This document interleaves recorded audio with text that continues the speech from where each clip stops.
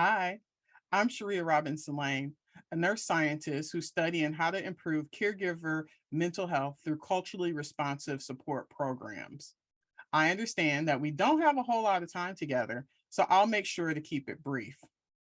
As we know, a happy and healthy caregiver is best equipped to be able to continue providing care, ideally for as long as possible and as long as desirable for both the caregiver as well as that person who's receiving care.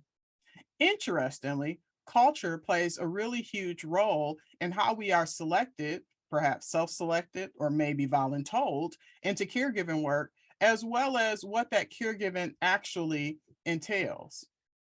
All of us have a cultural group or even multiple cultural groups that we belong to.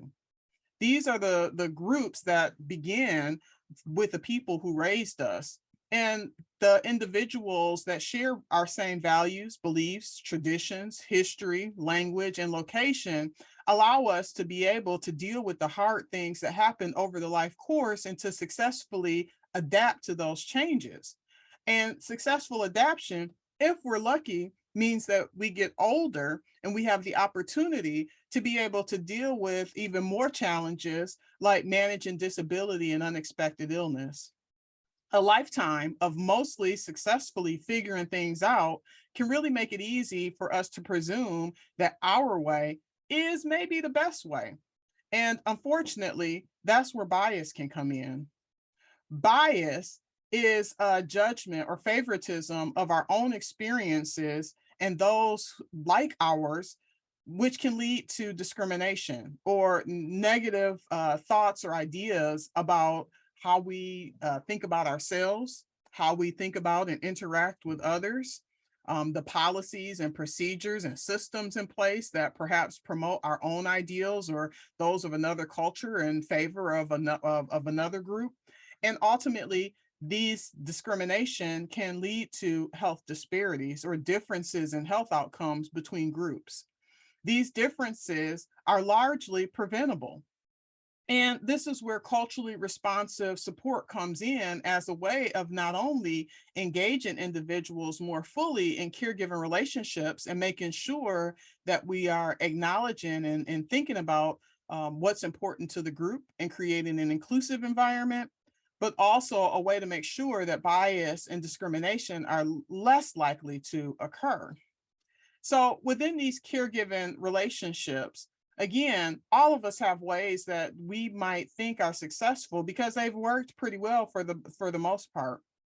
And so in order to avoid pushing people out and outside of our circle and what that circle might look like, the correct approach to improve and reduce discrimination. So we want to reduce discrimination and improve inclusive care is to engage culturally responsive practices.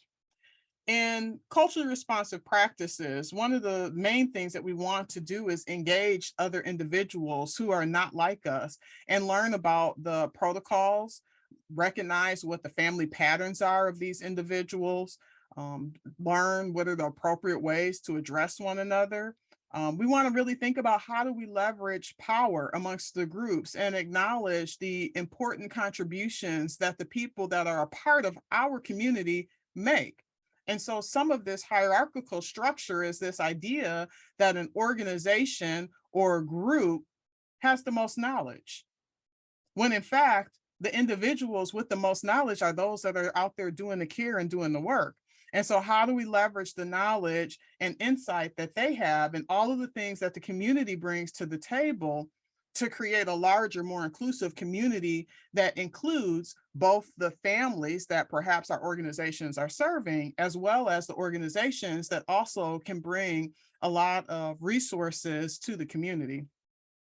And so being thoughtful about how these power dynamics make a difference in the ways that we communicate, um, thinking about how we, some of the main basics of how we address one another, how we engage with one another, how do we appear to be less rushed and really promote this idea and practice that the contributions of community members are important, and particularly the contributions of our families that we're supporting.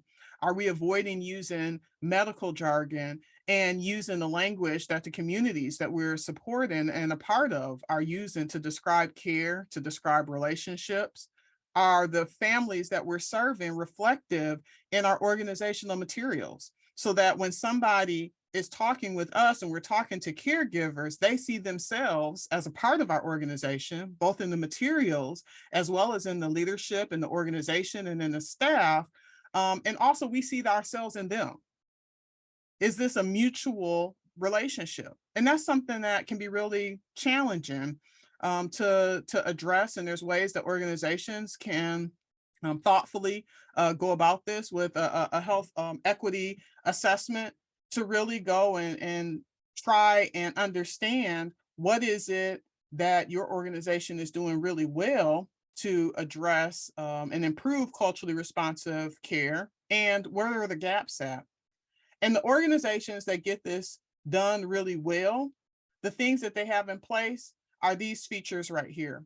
There's engaged leadership that really lift up this idea of creating and being advocates for highly inclusive spaces. When we think about who our community is, we don't make the presumption that the community is who we see, but we're thoughtful about who are all of the people that we don't see that should be here at the table, and what are we doing to make it easy for them to join us and to feel as though they truly are a part of this community with equal consideration.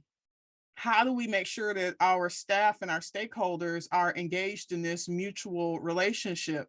And then what sorts of accountability is built into the organization to make sure that we don't slip back into this easy space of favoring our own choices and ideas and the culture that's reflective of our own? And then finally, where's the financial support?